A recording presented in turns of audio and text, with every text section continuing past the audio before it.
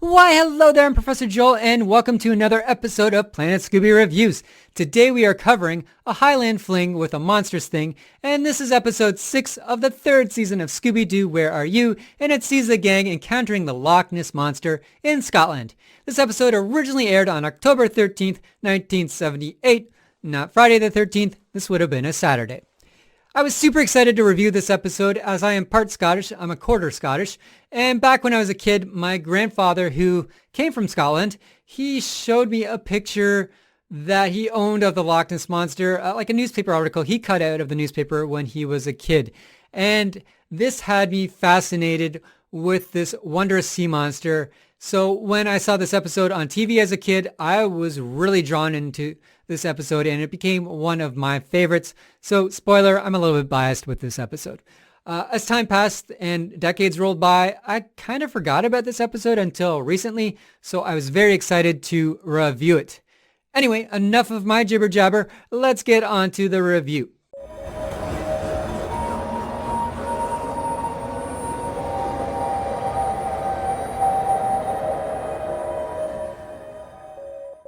The episode begins with an exterior shot of Castle McDuff, a tourist site in Scotland. All of the tourists are running out of the castle in fear. Aggie McDuff pleads for them to stay, however the tourists all drive off in their cars.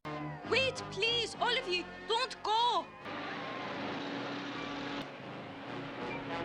Aggie then calls Velma and urges her to come that night. After hanging up the phone, Aggie lets out a scream as a serpentine shadow moves across the wall. Tell my friend Velma that Aggie McDuff called. In the Mystery Machine, the gang are nearly lost in the Scottish mist. Daphne wants to pull over and resume driving in the morning, but Velma insists they move on as Aggie is in trouble. Freddy nearly drives off a cliff, but Velma isn't too concerned. She explains it's Loch Ness, so they must be close to the castle. That must be Loch Ness, so we can't be too far from Aggie's castle. Don't you mean Lake Ness? No, in Scotland it's called a loch. The gang also hear bagpipes and are frightened as they see an old Scottish Highlander on the cliffs playing the pipes.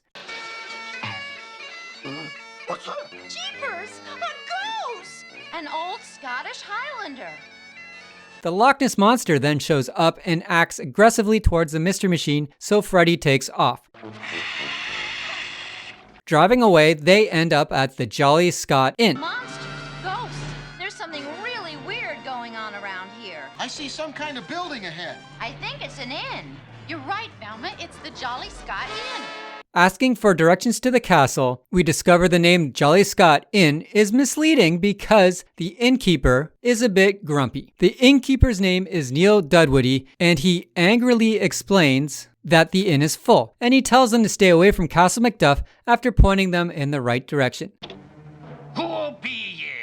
I be the innkeeper, Neil Dunwoody. There is no more room in my inn for tourists. Good night to you. All we want are directions to McDuff's castle, sir. McDuff's castle, is it? It's that way, but I warn ye, dinna go. Stay away from the Castle McDuff. Velma is suspicious of the innkeeper, but before we can learn more about her suspicions, the gang finally end up at the castle. There it is, McDuff Castle. At the front gate, they meet Jamie Cragmore, the chief of staff. Welcome to Castle McDuff. I'm Jamie Cragmore, Miss Aggie's chief of staff. Jamie brings them to Aggie and they all discuss the ghost who is Aggie's great-grandfather, Finian McDuff. Aggie suspects her great-grandfather is angry because she turned the castle into a tourist attraction. Ay, thank goodness you've come. Jamie here's seen the ghost, and he thinks it's me old great-grandfather, Finian McDuff. The ghost didn't appear until I started taking in guests to keep the place going. He must not have liked the tourists tramping through his castle. Jamie shows the gang to the room so they can relax a bit and they can discuss the events in the morning. The gang do not sleep very well as the Loch Ness Monster shows up and gives Scooby and Shaggy a scare. The two wake up Freddy and the girls and we see Finian McDuff playing the bagpipes as his apparition floats above the castle. Lordy me! It's me great-grandfather, Finian! The gang split up to look for clues with Scooby and Shaggy going one way and Freddy, Daphne, Velma, and Aggie going another way. Scooby and Shaggy are the first to discover a clue on a partially burnt piece of paper that says Switzer and a 100 wristwatch. It says Switzer and 100 wristwatches. Huh? Before they can find the rest of the gang, they fall through a trapdoor that brings them to the castle dungeon. Up where the ghost of Finian McDuff disappeared, Velma finds a weather report from today's paper that says heavy fog tonight in Loch Ness area. Aggie is confused why a ghost would have a weather report. Look, a weather report from today's paper. What's it say? Heavy fog tonight in Loch Ness area. I don't understand. What would a ghost be doing with a weather report? Scooby and Shaggy make their way out of the dungeon where the ghost of Finian McDuff gives them a chase. Freddy and the three girls continue looking for Scooby and Shaggy, and in the library they find a roll of wire. Look, I found something. A roll of wire. That's odd. They also find Scooby and Shaggy after they bolt into the library. What happened to you two? There they show the gang the wristwatch note they found. Aggie brings the gang to an area of the castle that has been closed for centuries. There they find footprints in the dust. The gang also gets separated and Scooby and Shaggy get lost and locked in a room. Back to Freddy and the girls, Aggie explains that people can get into the castle through a boathouse. Is there any way to get inside the castle besides crossing the drawbridge? There's an old boathouse below that can be reached from the lock through the moat. Freddy finds a room where the hinges have been sprayed with oil, and when they look inside, they see hundreds of crates that are stamped with Made in Switzerland. Opening one of the crates, they find brand new wristwatches. What's in here? Nothing. This has been closed off for all these years. There's fresh oil on this hinge. Look! Jinkies, brand new boxes and crates. Brand new wristwatches. Freddy and Velma now know what's going on, and Freddy begins his plot to trap the ghost. Scooby and Shaggy are now outside in the boathouse area and are chased by the ghost of Finian McDuff. Scooby manages to get his paws on some bagpipes and begins playing them. As he starts up, the Loch Ness Monster approaches. The ghost then shows up and plays his bagpipes. Velma and Daphne notice that the Loch Ness Monster is following his music, so they get Scooby to play his bagpipes even louder. Eventually, the sea monster follows Scooby's notes and they end up capturing the ghost of Finian McDuff. Freddy pumps out the moat water and reveals the ghost is Jamie Cragmore. Now let's take a look at our ghost. Why, it's Jamie Cragmore. Mr. Dunwoody, the innkeeper, shows up and explains that he was worried. Velma and Freddy then explain that Jamie was a wristwatch smuggler and used the legend of the Loch Ness to scare tourists away so he could go about his smuggling in private. The Loch Ness Monster was actually a submarine disguised as the Loch Ness Monster that he was using to smuggle the watches in through the moat. The submarine was remote controlled by the sound of his bagpipes. The wire they found earlier was to create the illusion that the ghost of Finian McDuff was floating in the air. I knew there was something wrong, lass. That's why I came over, to keep an eye on you. He was smuggling wristwatches and other goods in from Switzerland and making a fortune. But your taking in tourists interfered with his plans, so he devised a scheme to scare them away.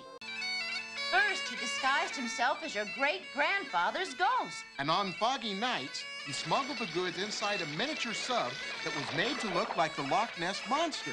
The sub was controlled automatically by the sound of the bagpipes. With another mystery solved, the gang head off on their next adventure. I give this episode an 8 out of 10. I don't feel this episode is legendary, but it's very, incredibly enjoyable. I am partially Scottish, so again, I am biased. What I enjoyed most about this episode was the opening where the gang were lost in the fog. That was super cool. They almost run off a cliff. That's crazy. And I also enjoy seeing the dynamic between the 5 characters. They act more like kids in this episode than in the Tar Monster episode, so I like the return to form here with that. I also like the take on the Loch Ness Monster, and I thought the bagpipe-controlled ghost was rather clever because he controlled the Loch Ness Monster with his bagpipes. And I thought that was pretty cool. And I liked how he kind of flew around with wires. I thought that was clever. The ghost himself wasn't all that intimidating. It's hard to be frightened by anyone in a kilt. This episode also focuses way less on Freddy, Daphne, and Velma. And again, the Scooby and Shaggy gags are a little too much for me. I wish they spent more time on the spooky factor versus the comedy. I like the gags, of course, and I know they kind of made this episode a little bit funnier because it's meant for kids and such. But I just miss that spooky factor that we saw a lot in season 1 of Scooby-Doo, Where Are You? And I just wish they kind of had that here. Still a fun episode, a bit forgettable. My review of 8 might seem a bit high, but again, how can you really complain about this episode? It's a lot of fun and it's unique. I think, they don't really encounter giant monsters all that much in this, or real life monsters like the Loch Ness Monster. So I got to give them cred there. Anyway, I want to thank everyone for their views, subscribes, and likes. Again, every week, more and more people are watching. I get more and more likes and subscribers. So I appreciate it. It keeps me going. It keeps me motivated. These episodes do take a long time to make. They take me 10 to 12 hours. But knowing that there's at least one person out there enjoying it other than me makes my day. So thank you. Join me next week when I will be covering a creepy case of old Iron Face. Until then, stay spooky.